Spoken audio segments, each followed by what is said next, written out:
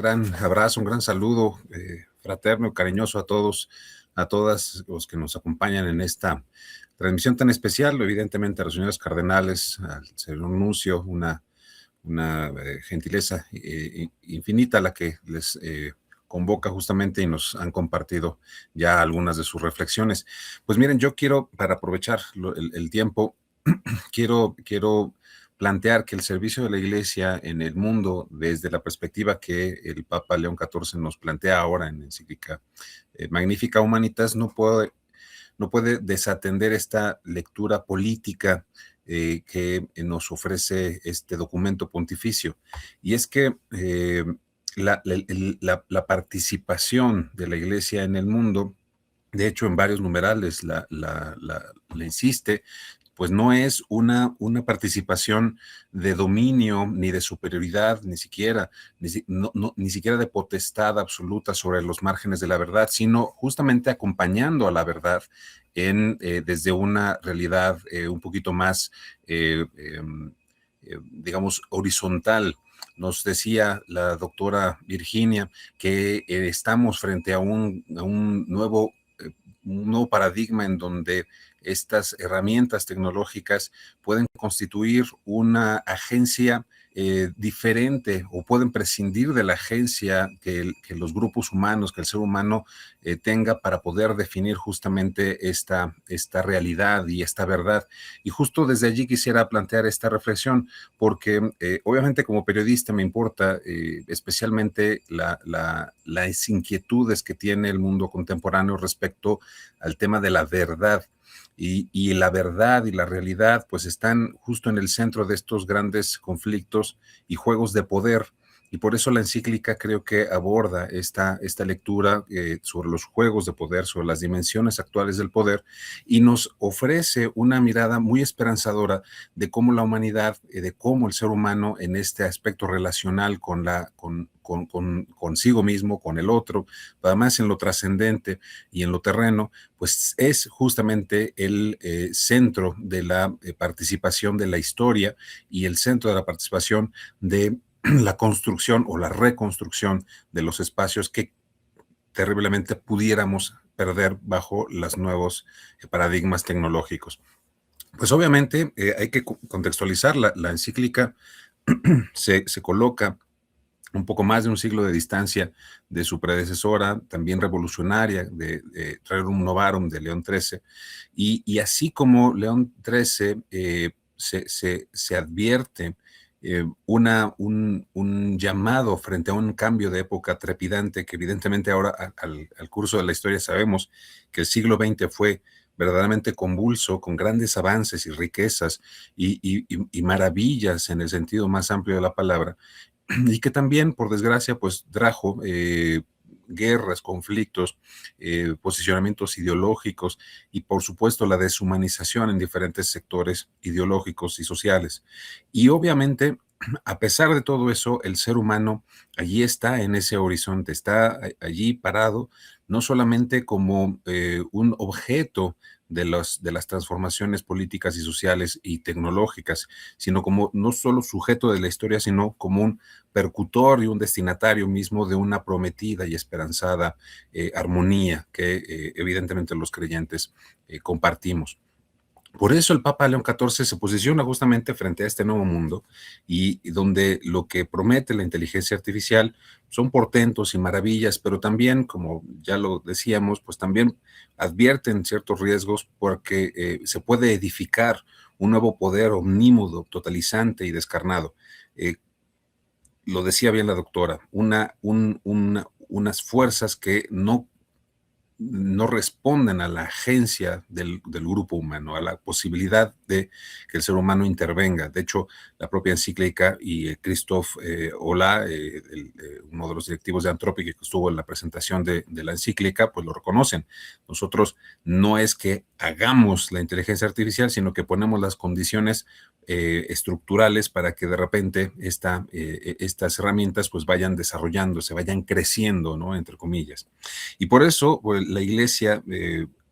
a través justamente del Santo Padre, pues ofrece una actualización de lo que se puede hacer frente a este horizonte tan interesante, tan desafiante, pero también que nos puede causar pasmo. Entonces, el gran problema, y creo que lo menciona transversalmente la encíclica, es que no podamos perder como humanidad los márgenes de la verosimilitud, de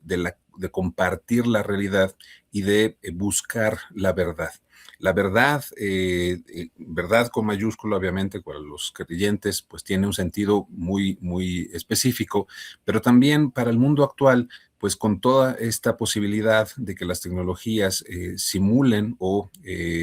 distorsionen los aspectos de la realidad, pues nos pone justamente en gran riesgo no solo de que se generen más conflictos, sino que no se generen. Es decir, la posibilidad de que el dominio tiránico de las herramientas eh, nos haga enceguecer o nos deje ciegos frente a las grandes conflictividades que sí existen y que tenemos que atender en nuestro hoy y en nuestro ahora. De hecho, el Papa, al principio, en esta introducción, que en realidad es muy elocuente,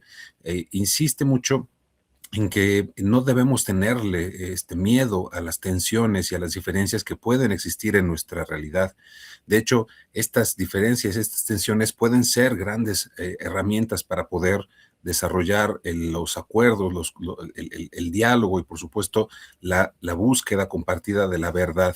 De lo contrario, si todos pensamos lo mismo, si todos consumimos igual, que es una de las tendencias potentes que puede parecer que el nuevo mundo traerá, pues entonces tendríamos esta dominación, ya la digo, absoluta y tiránica, de que todos aparentemente estemos adormecidos frente a nuestras propias satisfacciones y a nuestros propios orgullos. Y por eso, insisto, también es muy interesante las dos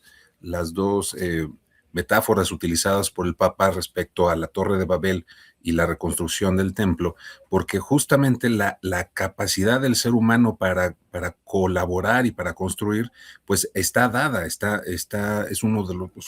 parte de los dones de los que la humanidad goza, y sin embargo, son las actitudes con las que se utilizan estos dones las que pueden crear monstruos, digámoslo así, o pueden resolver las grandes contrariedades y las grandes afecciones que no solamente el mundo futuro tendrá, sino que evidentemente hoy ya tenemos. Y para poder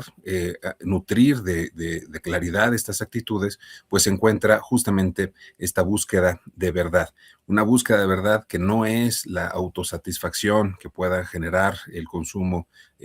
digitalizado de las realidades, sino que solamente se puede encontrar en el contacto y en el diálogo concreto con el otro, con el ser humano. Y no solamente con el ser humano que pudiéramos idealizar en la perfección, sino que justamente está condicionado y estamos, gracias a Dios, condicionados por estas limitaciones que no nos definen y que, sin embargo, pues nos auxilian a comprendernos de una manera mejor no solamente la vida, la enfermedad, la muerte, el desprecio, las debilidades humanas que ahí están y que nos ayudan justamente a entender que nuestro centro evidentemente no es nuestro perfeccionamiento utilitario, sino nuestra capacidad civilizatoria de encontrarnos con el otro, de generar ternura, de generar acompañamiento y escucha, como el Papa Francisco nos insistió a lo largo de su pontificado y que evidentemente León XIV retoma con mucha claridad. Y ahora, como periodista, me parece que el Papa reivindica este servicio no solamente como un oficio aparentemente utilitario o de la realidad, sino como un ejercicio eh, integrador de las búsquedas del desarrollo, no solamente democrático en las sociedades, sino también paciente y caritativo frente a las todavía grandes desarmonías de la realidad. De hecho, el Papa menciona una posibilidad de desenmascarar las asimetrías del poder. Es decir, el poder nunca va a ser neutral, ni mucho menos, pero la posibilidad de que todos encontremos mejores vías de comunicarnos y de encontrar las argumentaciones y validaciones de la realidad, buscarlas compartidamente, buscarlas en colectividad, pues es una de las vías justamente en la que se puede servir a hacer un futuro un poquito menos pesimista de la que plantean algunas personas. A mí me ha gustado de la encíclica que evidentemente el Papa no utiliza eufemismos para describir esta realidad que tenemos. Hay grandes poderes y recursos económicos que tienen capacidad para convencer, dice el Papa, a un número significativo de personas acerca de cuál es la verdad de todo el ser humano, de todo el mundo y el sentido de la existencia, incluso cuál es la verdad sobre Dios. Este es el gran riesgo, ¿no? Entonces el Papa no utiliza ningún eufemismo, lo dice con mucha claridad. Hay esa potencialidad de poder y está inscrita en algunas manos y algunas de estas manos pues necesitan encontrar un pacto ético para no caer en esa tentación de construir esa famosa Torre de Babel. Pero además el Papa tampoco es pesimista, ¿no? A pesar de que sea esta una declaración sumamente dura, pues no es pesimista, es muy realista y en el realismo está la esperanza y esto evidentemente ayuda muchísimo a compartir justamente este documento, porque como dice, en lugar de abonar a entusiasmos ingenuos o miedos estériles, hay que desenmascarar justamente esas asimetrías del poder que se advierten. Hay quienes ya controlan estas posibilidades y hay que saber que estas posibilidades que la tecnología nos supone, pues pueden generar grandes injusticias, pueden generar grandes problemáticas, pero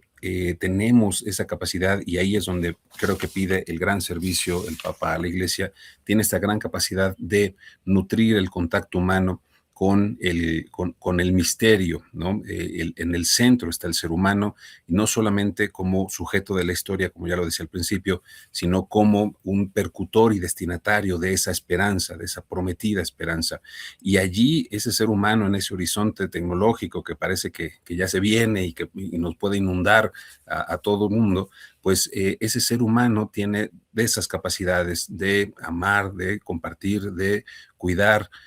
principalmente de cuidar, de ejercer y practicar la ternura y el acompañamiento. Y esta posibilidad pues nos da a todos justamente esta esperanza, porque además la Iglesia justamente como maestra de humanidad, justo tiene esa posibilidad de compartir con el mundo esta riqueza que a lo largo de los milenios ha ido construyendo y que ha ido afortunadamente también construyendo a partir de una nueva experiencia. Todo mundo sabe que la evolución de la historia pues es progresiva y allí también la Iglesia ha entendido que esa progresión ha sido verdaderamente potente para desarrollarse a ella misma. Y ahí viene justamente algo que seguramente hablarán más adelante y que tiene que ver con con la evolución de la doctrina social de la Iglesia, la manera en cómo la Iglesia también actualiza su mirada para entender las nuevas realidades del mundo.